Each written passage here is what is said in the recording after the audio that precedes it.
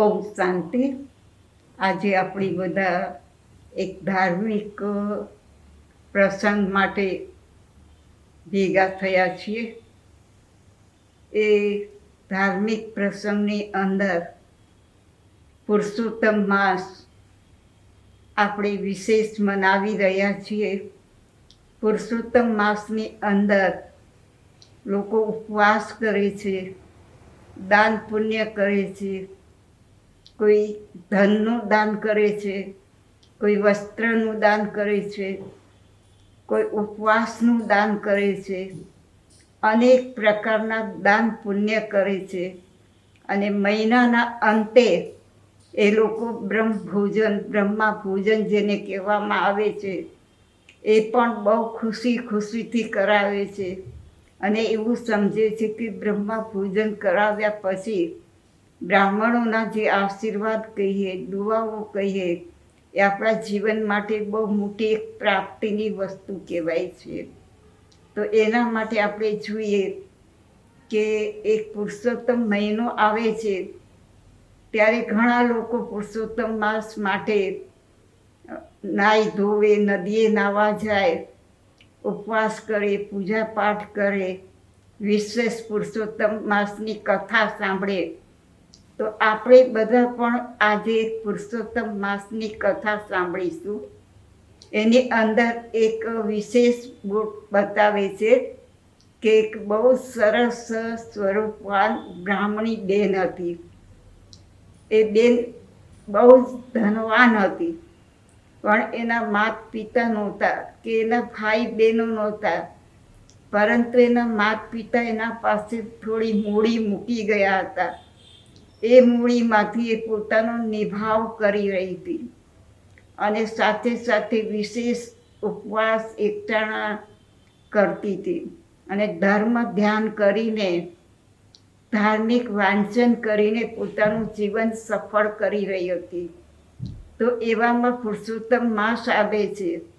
તે પુરુષોત્તમ માસ રહેવા માટે પ્રયત્ન કરી રહી છે. પુરુષોત્તમ માસની અંદર નદીએ નાહવા જાય છે, પૂજા પાઠ કરે છે, કાંઠા ગોરમાનું, અને સાથે સાથે ઉપવાસ કરી અને એ જ પુરુષોત્તમ માસની અંદર ધર્મ ધ્યાનની અંદર, વાંચનની અંદર જ પોતાનું જીવન પસાર કરી રહી છે. ત્યારે ઘણા દિવસ પછી, 15 દિવસ પછી એની સાથે એક દાસી રહેતી હોય છે જે કન્યાનું ધ્યાન રાખતી હોય છે. એનું ધ્યાન રાખવાના સાથે સાથે એનું બધું જ કામ પણ કરતી હોય છે. તો દાસીને પણ એના પ્રત્યે બહુ જ સ્નેહ પ્યાર હોય છે. તો અમુક વખત પછી દાસી છે એ બીમાર પડી. બીમાર પડતા કન્યાએ વિશેષ એની સેવા કરવાનો વૈદોને બોલાવ્યા, એનો ઈલાજ કરાવ્યો, પરંતુ ધીરે ધીરે એની બીમારી છે એ વધતી જાય છે અને એ બીમારીના કારણે એ બહુ નબળી થઈ જાય છે અને સાથે સાથે એકદમ ક્ષીણ થઈ જવાના કારણે એને પોતાને એમ થયું કે હવે મારો અંતિમ દિવસ આવી ચૂક્યો છે. तो अंतिम समय आ गया है. ऐसे समझ करके उसने अपनी ब्राह्मण बहन को बुलाई और उसको बोला कि मेरा अंतिम समय आ गया है और अंतिम समय में मैंने तो कुछ आपके संग में रहते भी धर्म ध्यान नहीं किया है, नहीं मैंने कोई उपवास किया है, नहीं कोई दान पुण्य किया है, तो मेरा जन्म जरूर नरक में ही होगा. तो ब्राह्मण कन्या उसको आश्वासन देती है कि अंतिम समय में भी आपको यह पश्चाताप होता है, संताप होता है, तो जरूर आपकी सद्गति होगी ही. तो उसके बाद भी उसको एक इच्छा थी, तो उसने ब्राह्मण बहन को बुलाई और उसको पूछा कि मुझे आपको कुछ कहना है. तो ब्राह्मण बहन ने बोला बहुत अच्छा, आप जो भी इच्छा है मैं जरूर आपकी अंतिम इच्छा पूरी करूंगी। तो दासी ने बोला कि आपने इतना उपवास किया है, उपवास करने के बाद मैंने सुना है कि जो उपवास का दान करते हैं तो कल्याण हो जाता है। तो मेरी एक अंतिम इच्छा है कि आप मुझे एक उपवास का फल दो। तो ब्राह्मण बेन ने बोला, जरूर जरूर, मैं आपको एक उपवास का फल देती हूँ। और उसने हाथ में पानी लिया और संकल्प किया। संकल्प के साथ साथ उसने पुरुषोत्तम भगवान को भी याद किया और पुरुषोत्तम भगवान को याद करते उसने संकल्प किया कि मैं ये दासी को एक उपवास का फल दे रही हूँ। तो उसके लिए पुरुषोत्तम भगवान ने एक सुंदर विमान भेजा। विमान में बैठते ही दासी स्वर्ग में पहुंच गई। अब स्वर्ग में जाते तो है ही, लेकिन स्वर्ग में जाने के लिए भी एक बहुत अच्छा दृष्टांत है कि एक भाई था, वो स्वर्ग में जाने के लिए तैयार हुआ। तो पहले गेट पर जाता है तो उसको कहते हैं कि मुझे स्वर्ग में जाना है। तो बोला कि आपको स्वर्ग में जाना है तो हाथ कटवाना पड़ेगा। बोला ठीक है। दूसरे द्वार पर जाता है तो बोला कान कटवाना पड़ेगा। तो बोला ठीक है। और तीसरे द्वार पर जाते हैं तो बोला आपको सिर कटवाना पड़ेगा। तो बोला ठीक है कि हाथ गया कान गया, अब सिर भी जाएगा तो क्या बड़ी बात है। तो उसने स्वर्ग में जाने के लिए सब कुछ किया। तो इसी प्रकार उसने सब कुछ गवाते हुए भी स्वर्ग में जाने के लिए यह सबसे बड़ा श्रेष्ठ प्रयास किया। तो આપણે બધા પણ આ પુરુષોત્તમ માસની અંદર એક વિશેષ પુરુષાર્થ કરીશું। સાથે સાથે આપણે જોઈએ છીએ કે ધાર્મિક વૃત્તિ, धार्मिक धर्मના નામે इस्लामी लोग भी उपवास करते हैं। उपवास के बाद जब देखते हैं कि उपवास पूरा हुआ तो वो अंत में अपने जो भी फकीर लोग होते हैं उनको वो दान पुण्य करते हैं। इसी प्रकार जैन लोग होते हैं। जैन लोग के लिए तो आप बड़ी बड़ी तपस्या के लिए बहुत कुछ सुनते हैं कि वो निर्जला रहते हैं, पानी बिगर रहते हैं। इस प्रकार जैसा पुरुषार्थ करते हैं उस प्रमाण उसको प्राप्ति भी होती है। तो इसी प्रकार हम लोग कहते हैं कि यह पुरुषोत्तम मास में एक मास हम जो इतना करते हैं तो इतना सारा हमको प्राप्ति होती है, या स्वर्ग की प्राप्ति होती है, या हमारी जो भी मनोकामनाएं होती है वो सब कुछ प्राप्त कर सकते हैं। तो इसी प्रकार हम लोग देखते हैं कि एक बार ईश्वर ने सबको आयु बांटी। तो आयु बांटी तो सबसे पहले मनुष्य आया। तो मनुष्य को भगवान ने बोला आपको 40 साल देते हैं। तो इंसान बुद्धिजीवी था, उसने कहा भगवान हम 40 साल में क्या कर सकते हैं, हमको तो 40 साल कम पड़ता है।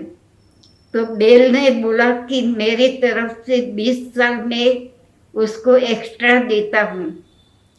तो 40 साल के बाद 20 साल मिलते ही हम लोग देखते हैं कि 60 साल होती है। तो कहा जाता है 60 तो लगी लाठ, अर्थात 60 साल होते तो हम समझते हैं कि 60 साल के अंदर अंदर हमारा जीवन गृहस्थी की गाड़ी जैसे खींचने की होती है वैसे हालत हो जाती है। जैसे वो बैलगाड़ी खींचते हैं वैसे वो गृहस्थी की गाड़ी खींचने का होता है। उससे भी पूरा नहीं हुआ, फिर भी उसने कहा कि भगवान मुझे और भी आयु चाहिए।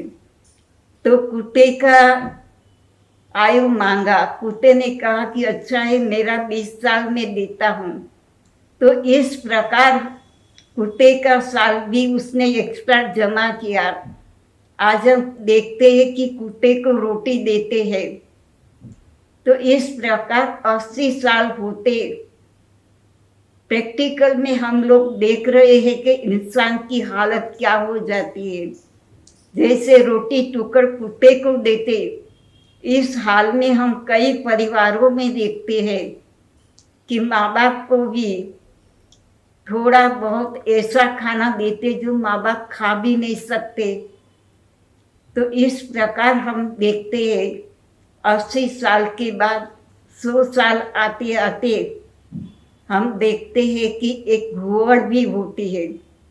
वो घुवड़ अंधेरी कोठरी में बैठे बैठे भगवान को याद करती है कि हे भगवान, अब मुझे ले जाओ।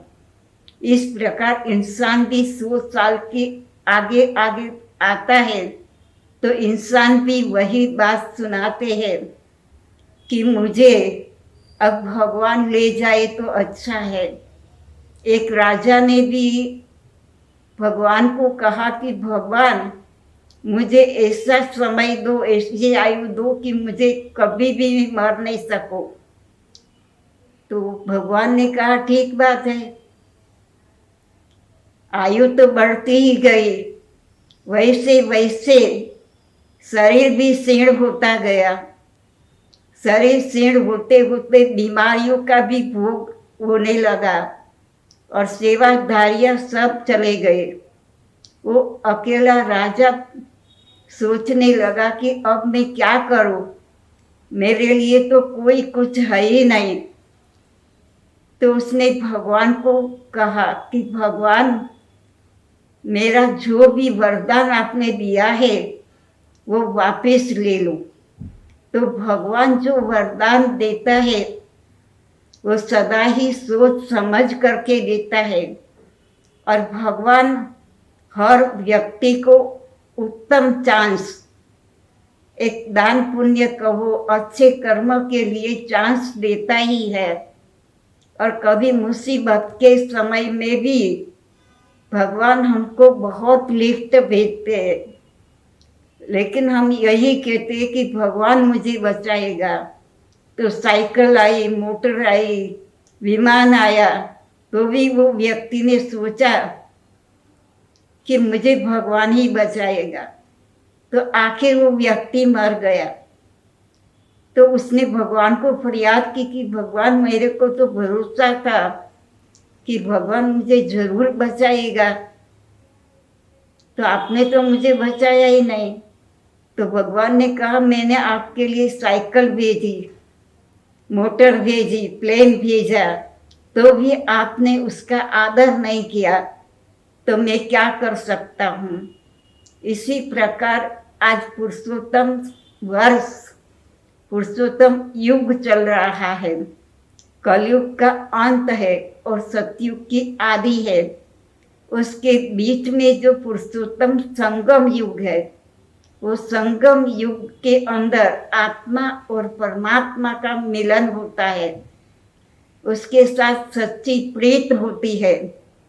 तो परमात्मा के साथ प्रीत रखने से पुरुषोत्तम युग में परमात्मा भी हमको श्रेष्ठ कर्म और श्रेष्ठ ज्ञान योग के आधार से वरदान देते हैं कि बच्चे, तुम भी अच्छे स्वर्ग में जा सकते हो। और भगवान हमारे लिए यह समय पर आ चुका है और सच्चा ज्ञान देकर के भगवान भी हमको बहुत ही हमारी जो भी मनोकामनाएं होती है वो पूरी कर देता है। तो इसी प्रकार एक दृष्टांत 2 मिनट, एक दृष्टांत है कि एक राजा के एक सेठ जी था। तो सेठ जी बहुत धनवान था, लेकिन उसने नियम लिया था कि कभी भी दान पुण्य नहीं करने का।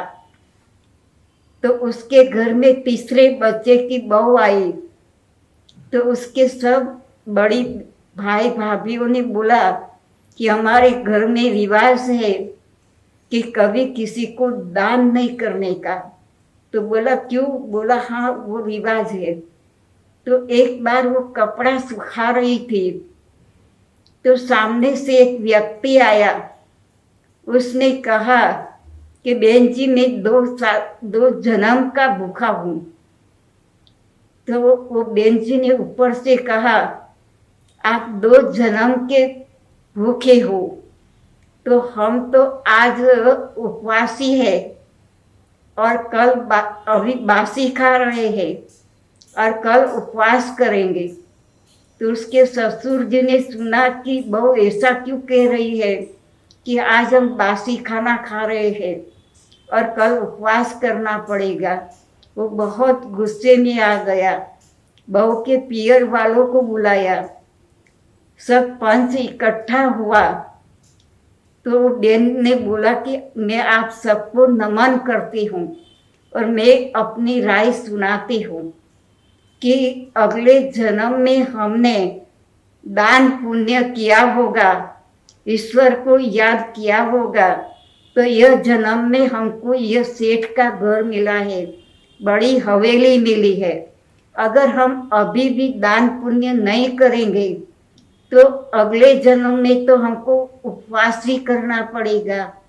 तो इसीलिए जब समय आता है, तक आती है, तो तक का जरूर जरूर अच्छा ही चांस ले लेना चाहिए। ओम शांति।